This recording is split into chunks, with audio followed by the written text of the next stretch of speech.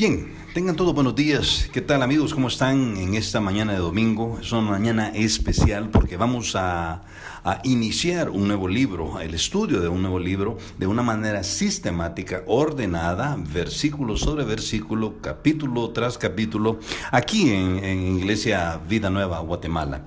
Y vamos a entrar a un libro extremadamente fascinante, es el libro de Primero de Samuel, o primer libro de Samuel. Es muy impresionante. Yo quisiera que esta mañana pusiéramos las bases de todo lo que vamos a estar viendo a lo largo del desarrollo de este libro, las bases cronológicas, en qué momento se ubica la escritura del libro de Primero de Samuel. Vamos a ver quién era Samuel, un personaje muy, pero muy interesante. Pero no solamente vamos a conocer a Samuel en el estudio de Primero de Samuel, vamos a conocer a otros personajes que nos van a impactar de manera especial sus vidas, algunos para bien y otros para mal. Algunos van a dejar el ejemplo de cómo se hacen las cosas y otros nos van a dejar el ejemplo de cómo no se hacen las cosas al estar caminando de la mano de Dios, al ser seguidores de Jesús. Vemos aquí, en primer lugar, acerca de Samuel. Yo quisiera que viéramos que fue escrito allá por el año 1150 antes de que naciera Jesucristo. ¿Te puedes imaginar? Ubica el nacimiento de Jesucristo, luego retrocede 1100 a 1200 años antes de él. Y geográficamente, ubícate en Israel, en Palestina. Solo para ubicarte, el pueblo de Israel ha sido sacado de Egipto en manos de Moisés y es llevado por el desierto, y tú recuerdas toda la historia, ¿verdad? Algo que les hubiera tomado unos pocos días cruzar el desierto e introducirse en Palestina para conquistarla, les tomó 40 años, simple y sencillamente porque el pueblo de Israel no le creía a Dios. Era un pueblo, como dice la Biblia, de dura cerviz, ¿verdad? Y recuerdas que quién fue que introdujo o sacó al pueblo de la esclavitud de Egipto. Fue Moisés los llevó a través del desierto, y tú sabes que Moisés se para junto al pueblo allí voy a decir, al oriente de Palestina, y está el río Jordán, y entonces Moisés, antes de introducir al pueblo a la tierra prometida, para conquistar toda la tierra, subyugar a todas las tribus y todos los pueblos que habían en Palestina, Dios le dice a Moisés que él no va a ser el que va a entrar a Palestina, no va a introducir al pueblo. Entonces, ¿quién lo va a hacer?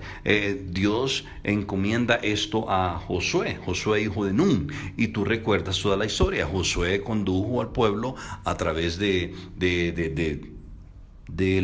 río Jordán, entran, y Josué era un guerrero, ¿verdad? Con su espada era un guerrero, y él logra la conquista de toda Palestina y distribuye toda la tierra entre las tribus de Israel. Eso es para ubicarte un poco en la historia. Luego Israel comienza a desarrollar una vida de sociedad casi normal, vamos a decir. Comienzan a establecerse como tribus en toda Palestina, pero no tenían quien le gobernara. Entonces Dios decide nombrar a jueces, hombres sabios que iban a administrar la ley de Jehová, la ley que Dios había dado a través de Moisés. Tú recuerdas los primeros 5 libros de la Biblia contienen la ley, por cierto, por eso se llaman ley mosaica, ¿verdad? La ley, lo que Dios le había pedido al pueblo de Israel que hiciera, ¿verdad? Y tú recuerdas entonces que Dios establece a jueces para hacer cumplir esta ley y para gobernar al pueblo a través de toda la tierra de Palestina, ¿verdad? Pero empezó a ocurrir algo bien interesante, que yo siempre lo he dicho, esto nos recuerda a nuestros tiempos, a los tiempos que estamos viviendo hoy en día. Y realmente lo que vemos ahí es que los jueces comienzan a corromperse, los jueces comienzan a aceptar soborno, y entonces se establece un escenario muy similar al que estamos viviendo hoy en día en todo el mundo, no solamente en Guatemala. no solamente en Centroamérica, en todo el mundo, en donde aquellos que se supone que deben estar gobernando a los pueblos, están robando, son corruptos, buscan cualquier forma de enriquecerse ilícitamente, ¿verdad? Y no solo eso, hacen un sinfín de cosas que no van de acuerdo a la ley. Es paradójico que los que deben cumplir la ley no la hacen, y por el contrario la quebrantan, ¿verdad? Y eso fue lo que ocurrió exactamente en el tiempo de los jueces. Y allí, en ese tiempo, al final del tiempo de los jueces, nace Samuel. No vamos a estudiar este día. Te suena quizás un poco paradójico que no comenzamos este día con el nacimiento de Samuel.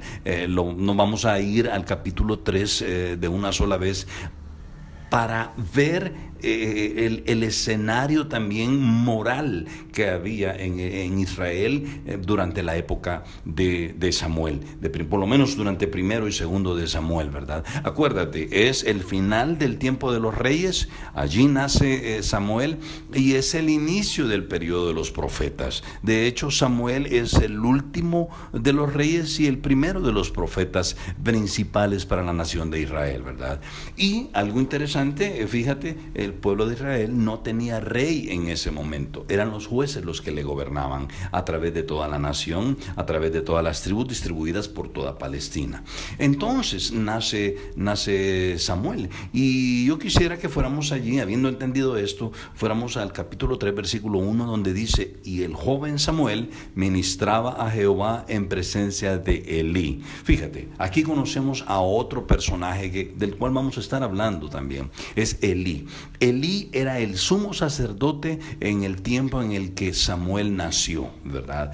Y Elí, y no solamente Elí, sino también sus hijos, eran procedentes de los levitas, porque recuerdas que Dios había establecido que una de las tribus, que era la tribu de Leví, se iba a especializar en que de ella iban a salir los sacerdotes, aquellos que se suponía que iban a dirigir a la nación, pero no a través de las leyes, sino a través de un culto de adoración a Dios. Eran los que tenían en sus manos, fíjate, eran los que tenían en sus manos la responsabilidad de enseñar la Biblia al pueblo.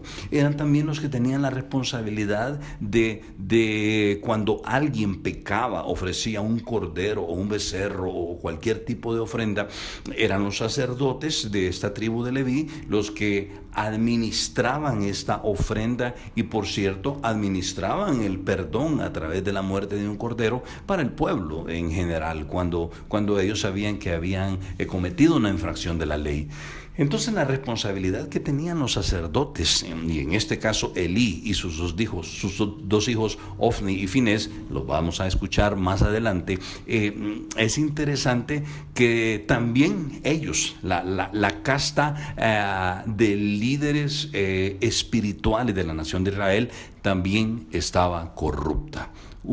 Ahora tenemos no solamente que sus jueces, el sistema judicial está corrupto, sino que también aquellos que se suponía que debían guiar al pueblo moralmente, religiosamente. Y entonces cuando tú miras todo este escenario te das cuenta que es exactamente lo que estamos viviendo en Guatemala y en toda Latinoamérica. Mira, y el joven Samuel ministraba, dice 1 Samuel 3:1, a Jehová en presencia de Elí, y la palabra de Jehová, oye esto, qué interesante, y la palabra de Jehová escaseaba en aquellos días, no había visión con frecuencia. Te hago una pregunta: ¿había Biblia en ese momento? ¿Qué piensan ustedes? Sí había Biblia. Exacto, sí había Biblia, sí estaba la ley, por lo menos estaba la Torá, ¿verdad? Los primeros 5 libros que contenían la ley que Dios había dado al pueblo a través de Moisés, sí la tenían en forma de rollos, sí existía para ellos, en forma de papiros, sí la poseían. Había Biblia en aquel entonces. Pero fíjate lo que dice el versículo 1, la palabra de Jehová escaseaba en aquellos días. ¿Qué escaseaba? Escaseaba la palabra de Dios, no la Biblia. No escaseaba el culto, porque habían sacerdotes y tenían con toda seguridad tenían alabanza, tenían rituales, tenían las ofrendas que traía el pueblo, se congregaban en el tabernáculo, en el templo de Dios, así como nos hemos congregado esta mañana aquí en la iglesia.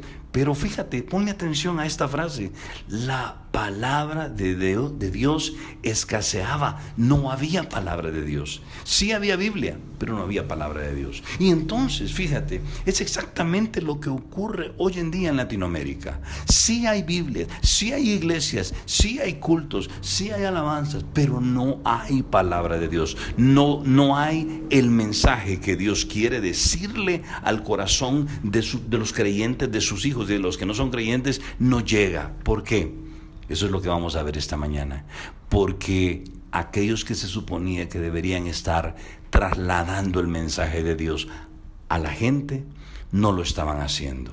En su corazón estaban corruptos también.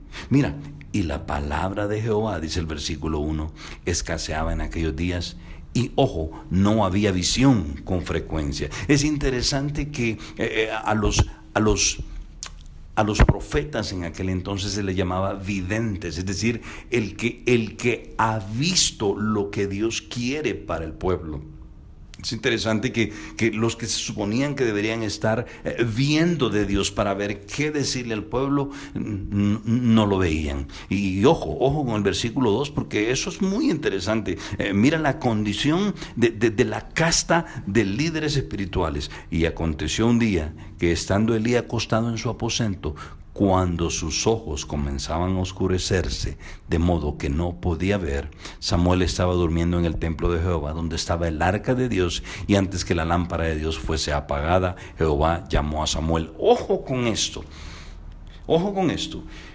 porque Elí empieza a padecer algo bien interesante: ceguera.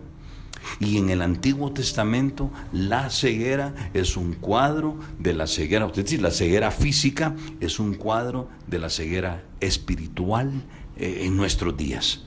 Siempre, acuérdate, Dios en el Antiguo Testamento usa cuadros y tipos de algo que va a ocurrir espiritualmente en el Nuevo Testamento, en estos días. Ceguera en las manos, o voy a decir, ceguera en aquellos que eran los líderes espirituales, implica ceguera espiritual para nuestros días. Impresionante.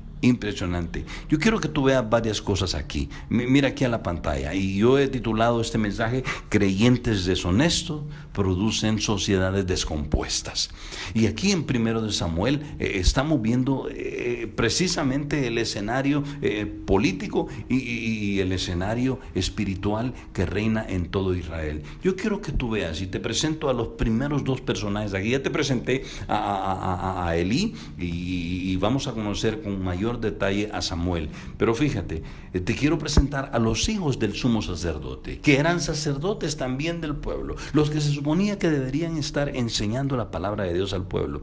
Uno de ellos se llamaba Ofni y el otro se llamaba Finés. Y yo quiero que vengas conmigo al capítulo 2, y ahí te vas a dar cuenta de cómo eran ellos. Y yo quiero que recuerdes 3 letras I que nos van a ayudar a identificar las características espirituales de esos hombres. En primer lugar, miren el capítulo 2, por favor, de 1 de Samuel. Te vas a dar cuenta que eran impíos y eran indiferentes a una relación con Dios. Mira ahí 1 de Samuel, capítulo 2, versículo 12. Lo describe. Los hijos de Elí eran hombres, ¿qué dice? Impíos. Impío quiere decir alguien que no tiene nada de respeto por las cosas de Dios, ni por su palabra, ni por Dios mismo. No lo respeta y no le importa. Eso quiere decir impío. Y los hijos de Elí eran hombres impíos y no tenían conocimiento de Jehová. Vaya cosa. Lo que estamos viendo es que aquellos que se supone que deben guiar al pueblo espiritualmente, en primer lugar, no tienen respeto por Dios, por su palabra, por las cosas santas, y en segundo lugar, no tienen conocimiento de Dios. Yo quiero que veamos, amados hermanos, que eso es exactamente lo que está pasando en el mundo hoy en día. Los que se supone que deben guiar, a la gente en una conexión con Dios, no tienen reverencia ni respeto por la palabra de Dios, y peor, no han cuidado o no han cultivado una relación con Dios. Ahora fíjate, esto tiene que ver con nosotros también. Porque la Biblia dice que nosotros somos sacerdotes. Nosotros somos, dice Pedro, somos real sacerdote, sacerdote del Rey. Y nada peor que un hijo de Dios que se supone debe enseñar la Biblia a los demás, no está teniendo una comunión con Dios. Probablemente tú te has convertido, probablemente tú has llegado al Señor y te has apropiado y te ha encantado el hecho de ser salvo del infierno, pero probablemente has descuidado tu relación con Dios, tu comunión con Él, y eso es lo que había ocurrido con estos hombres. En algún momento de su vida, siendo sacerdotes, dejaron a un lado todo lo que tenía que ver con Dios y se dedicaron única y exclusivamente a lo religioso. Es impresionante. Yo quiero que veas esa característica. Eran impíos y eran indiferentes a una relación con Dios. Y yo te quiero animar esta mañana a que cuides de tu vida espiritual y que no te vaya a ocurrir como Ofni y Finés. Pero en segundo lugar, eran intemperantes con lo material. ¿Cómo así, Checho? Bueno, mira aquí el versículo 13 al 17, por favor, lo que dice. Y te vas a dar cuenta que es exactamente lo que ocurre en Latinoamérica con los pastores o con cualquiera que se para con una Biblia a tratar de enseñarla. Mira, y era costumbre de los sacerdotes con el pueblo que cuando alguno ofrecía sacrificio, venía el criado del sacerdote mientras se cocía la carne, trayendo en su mano un garfio de 3 dientes, y lo metía en el perol, en la olla, en el caldero o en la marmita, y todo lo que sacaba el garfio, el sacerdote lo tomaba para sí. ¡Wow! Te lo pongo en un escenario en el pleno 2017 en Guatemala o en Centroamérica. Llegan los creyentes con una ofrenda para Dios y los líderes espirituales lo que hacen es lanzar su garfio sobre lo que llevan, en este caso es dinero, en pleno 2017 es dinero, y agarran con su garfio para ellos las ofrendas que trae el pueblo. ¡Qué cuadro más impresionante! Pero mira lo que sigue ahí después. De esta manera hacían con todo israelita que venía a Silo. Acuérdate que en Silo es donde estaba el arca de Dios. En Silo es donde se suponía que estaba representaba la presencia de Dios. Asimismo, antes de quemar la grosura, fíjate, venía el criado del sacerdote. Ahora no iba ni el sacerdote, sino que enviaban al criado y decía al que llevaba el cordero o lo que iba a ser entregado a Dios, mira lo que le decía: da carne que asar para el sacerdote, porque no tomará de ti carne cocida, sino cruda.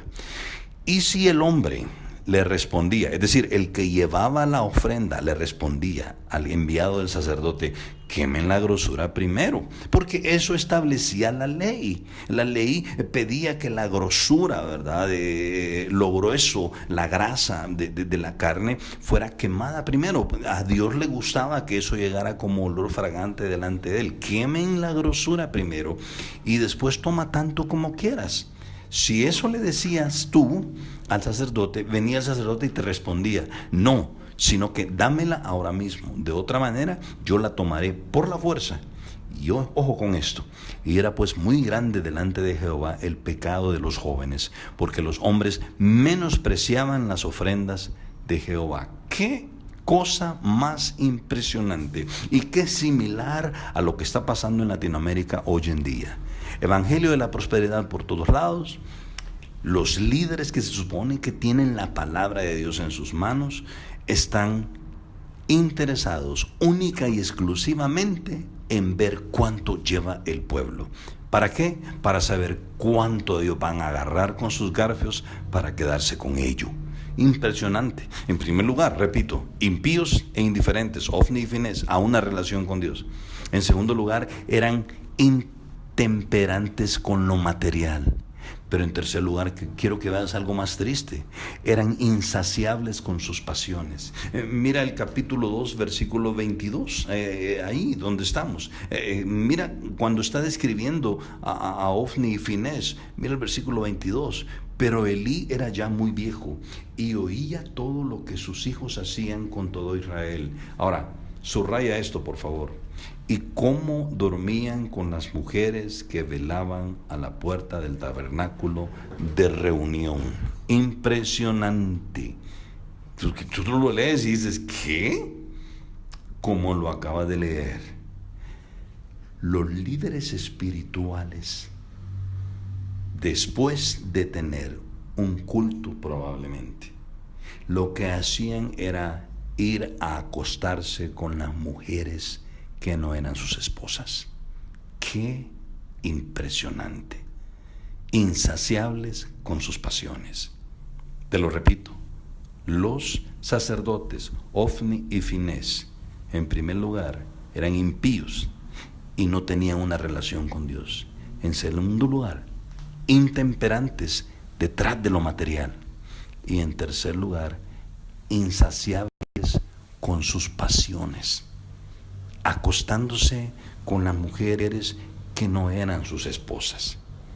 ¡Qué cosa más terrible! ¿Y a dónde estaba Elí? Bueno, Elí estaba siendo permisivo con el pecado de sus hijos. Ahora, vamos a ver ahora a Elí. Y yo quiero que tú veas en el capítulo 3, donde estábamos leyendo de que él, como él estaba ciego. Mira qué interesante el versículo 13. Dios le manda un mensaje a Elí. Dice, y le mostraré que yo juzgaré su casa para siempre por la iniquidad que él sabe, porque sus hijos han blasfemado a Dios y Él no los ha estorbado. Ok, ¿ante qué estamos aquí? Estamos ni más ni menos que ante un líder espiritual que tiene hijos que son líderes espirituales también y sabe que sus hijos son insaciables en sus pasiones. Pasiones desordenadas, pasiones sexuales desordenadas, y él no hace absolutamente nada para impedirlo. Mira lo que dice el versículo 13 otra vez, y le acabamos de leer. Y le mostraré que yo juzgaré su casa para siempre por la iniquidad que él sabe, porque sus hijos han blasfemado a Dios. ¿Y qué hacía Elí? Según ese versículo, y él no los ha estorbado. Aquí vemos un tremendo problema.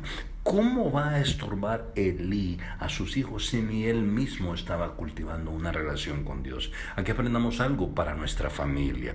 Tú, ahora hablo con los hombres de esta iglesia. Tú, padre de familia, en ti está la responsabilidad de estorbar a tus hijos cuando tus hijos están haciendo las cosas que van en contra de la Biblia. Pero lo que ocurre muchas veces es que nuestros hijos saben que nos tienen la cola pateada, saben que nosotros no podemos hablar porque muchas veces nosotros estamos metidos en las mismas cosas que le estamos diciendo a ellos que no hagan. Ten mucho cuidado con eso. Elí era permisivo con el pecado, pero no solamente eso. Elí, yo quiero que tú veas que padecía de una parestesia espiritual. Parestesia es cuando se te duerme una parte del cuerpo. Pérdida de la vista y parestesia espiritual. ¿Cómo dice el versículo 1 y 2 del capítulo 3 que describe a Elí, el papá de Ofni y Finés? Mira, el joven Samuel ministraba a Jehová en presencia de Elí. La palabra de Jehová escaseaba en aquellos días y no había visión con frecuencia. 2. Y aconteció un día que estando Elí acostado en su aposento. Aquí aprendamos algo. Otra letra P para Elí. Es perezoso. Cada vez que vemos a Elí en la Biblia, lo encontramos o sentado o acostado. Y una de las características de los líderes espirituales de hoy en día es que están acostados todo el tiempo. Son perezosos, haraganes para cultivar tiempos de a solas con Dios. Y ojo con esto, cuando sus ojos comenzaban a oscurecerse de modo que no podía ver. Ahí lo tienes. Parestesia espiritual y pérdida de la vista. Y el tercero, Solamente tengo que repetirlo. Hay una pereza espiritual. Yo quiero que tú veas esta diapositiva, porque aquí yo trato de resumir lo que hemos descrito hasta este momento y que tiene que ver con Guatemala misma. Y cuando los creyentes, nosotros los creyentes, vivimos así, como vivían Ofni, Finés y su papá Elí, entonces hay oscuridad en la sociedad. Óyeme, yo quiero pararme esta mañana y levantar una pañoleta roja y decir, cuidado, nosotros los creyentes tenemos la responsabilidad de provocar un cambio en Guatemala. Yo estaba leyendo las estadísticas, fíjate, y estaba viendo que aproximadamente en 1982, el problema es que no se hace un censo desde entonces, pero en 1982 el 32% de los guatemaltecos decía haber nacido de nuevo, ser cristiano, voy a ponerlo para ahorrar tiempo, cristiano evangélico, ser creyente, nacido de nuevo, que tenía una relación con Dios. Es interesante porque entonces estamos hablando de 1 de cada 3 guatemaltecos es hijo de Dios, conoce a Dios, conoce la Biblia. Pero me pongo a pensar, si 1 de cada 3 guatemaltecos conoce a Dios, entonces ¿por qué Guatemala está ubicada dentro de los 5 países con una tasa de criminalidad más alta en Latinoamérica? Y no me digas, usted porque es salvadoreño lo mira así. Yo te quiero decir algo, El Salvador está peor. Ni lo mencionemos, está peor. Pero si 1 de cada 3 guatemaltecos conoce a Dios, ¿por qué no estamos afectando a la sociedad? Yo me temo que está ocurriendo lo que ocurría en 1 de Samuel. Los creyentes estamos dormidos, en pereza espiritual, estamos más interesados en lo material que otra cosa. Estamos más interesados en saciar nuestras pasiones que otra cosa. Y hemos descuidado lo más precioso que Dios nos ha encargado, enseñar la palabra de Dios a quienes tenemos alrededor. Mira, el resultado es este. Cuando las cosas son así, no se enseña lo que Dios demanda y la sociedad se desintegra poco a poco. Oseas 4:6, si no lo busques, que aparece en la pantalla, te lo dejo. Mi pueblo, dice Dios, fue destruido porque le faltó, ¿qué? Conocimiento. ¿Conocimiento de qué? Conocimiento de la palabra. ¿Y por qué no conoció la palabra el pueblo? Porque los que la conocían no la enseñaban. Estaban más embebidos en otras cosas. Y dice Dios en Oseas 4, por cuanto desechaste el conocimiento, yo te echaré del sacerdocio, porque olvidaste la ley de tu Dios. También yo me olvidaré de tus hijos. Qué impresionante esto. La responsabilidad, ojo, ahora yo te traslado al 2017 en Guatemala. ¿Quiénes son los sacerdotes en Guatemala hoy en día? ¿Serán los curas? No. ¿Será el Papa? No. ¿Será el episcopado? No. ¿Quiénes son? Según 1 de Pedro 2:9, te lo dejo aquí en la pantalla, guárdatelo. Yo te pido que lo medites. Pedro nos dice, pero ustedes, hablando de los creyentes, son linaje escogido, real sacerdocio. Tú y yo somos sacerdotes. Y quizás tú dices, pero yo no ando sotana. No necesitas sotana para eso. Eres sacerdote, quiere decir que administras, enseñas la Biblia, estás llamado a enseñar la Biblia y administrar el perdón por medio del Cordero. ¿Quién es el Cordero? Jesucristo, nación santa, pueblo adquirido por Dios para que anunciéis las virtudes de aquel que os llamó de las tinieblas a su luz admirable. Qué terrible que la casta de creyentes que somos estamos dormidos. Entonces ocurre lo que vemos allí en el capítulo 3 de 1 de Samuel. Es impresionante que dice, antes que se apagara la lámpara, antes que se apagara la luz. Y yo no creo que Dios deja las frases por casualidad. Sí, de acuerdo a la ley, el sacerdote, llegando a la madrugada, tenía que apagar el candelero, cada una de las velas o de las luces que estaban encendidas durante la noche.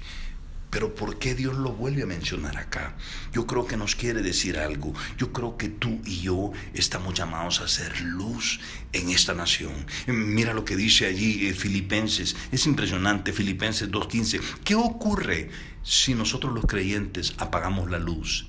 Mira lo que dice: para que seáis irreprensibles y sencillos, hijos de Dios y sin mancha, en medio de una generación maligna y perversa, en medio de la cual resplandecéis como luminares en el mundo. Yo siempre lo he dicho, y tal vez tú recuerdas que yo usé una analogía y hasta usé una foto una vez aquí desde el púlpito, en donde mostraba una calle oscura, pero allá al final de la calle había un poste con un foco encendido.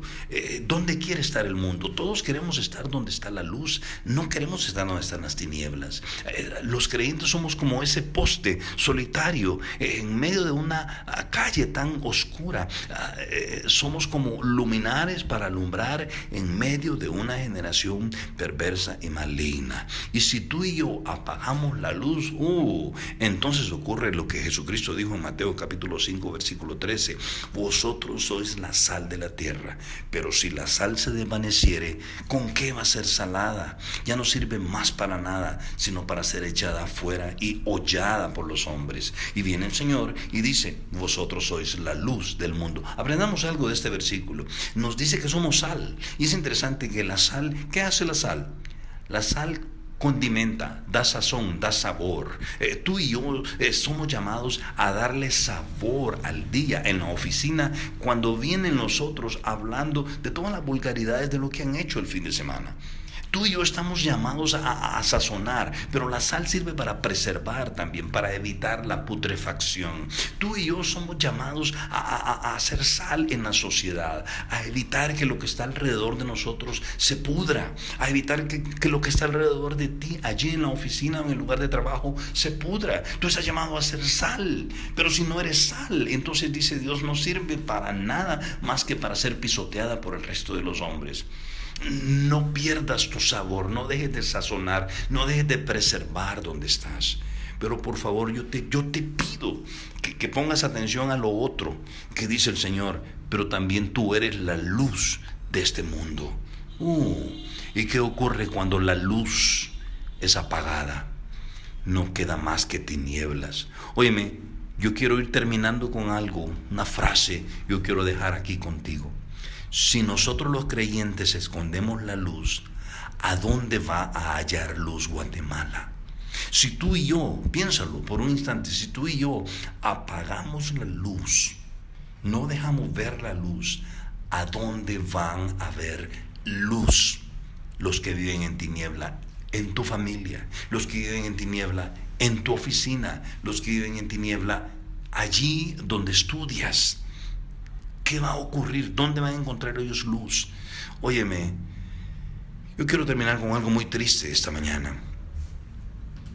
Cuando todo esto ocurre, cuando tienes un sistema judicial corrupto, cuando tienes un sistema de presidente y de ministros corrupto, un ejecutivo corrupto, cuando tienes gobernantes corruptos, pero peor, cuando los que se supone que somos los líderes espirituales, los que estamos para afectar espiritualmente a Guatemala, estamos corruptos en nuestro corazón, entonces ocurre el escenario que había en el momento en el que nació a Samuel, en el momento que estamos viendo esta mañana, en el momento que vamos a ver a través de todo este libro. Ese está descrito en Jueces capítulo 21, versículo 25. Mira, vente conmigo a Jueces capítulo 21, versículo 25. Bueno, aquí está en la pantalla y va a aparecer. Mira, en esos días en el que Elí y sus hijos no estaban hablando la Biblia, viviendo un cristianismo genuino, en esos días no había rey en Israel. Y ojo, cada uno hacía lo que bien le parecía. Quiero terminar dejándote, no sé, una premisa para que la pienses, la medites. Fíjate, cuando nosotros, los creyentes, no estamos afectando la sociedad, no estamos contándole a la gente el mensaje de Dios, cuando no hay palabra de Dios en la sociedad, entonces cada uno hace lo que bien le parece. Ojo, cada uno hace lo que bien le parece. Entonces, que no te extrañe si lo que vemos en las calles de Guatemala son manifestaciones a favor de cualquier movimiento que vaya en contra de la Biblia. Y entonces vas a oír cada vez más y más frases como: mire, no moleste a su hijo, no le diga nada. Estamos viviendo la época de la preferencia sexual, y si a él le gusta la homosexualidad o a la niña le gusta la homosexualidad, déjela. No hay ningún problema. De todos modos, él que escoja. Y ahora nadie puede decir nada porque ahora hay pluralidad. Óyeme, estás viendo una sociedad así. Es una sociedad en donde hace rato se apagó el mensaje de Dios. Cada uno haciendo lo que bien le parece.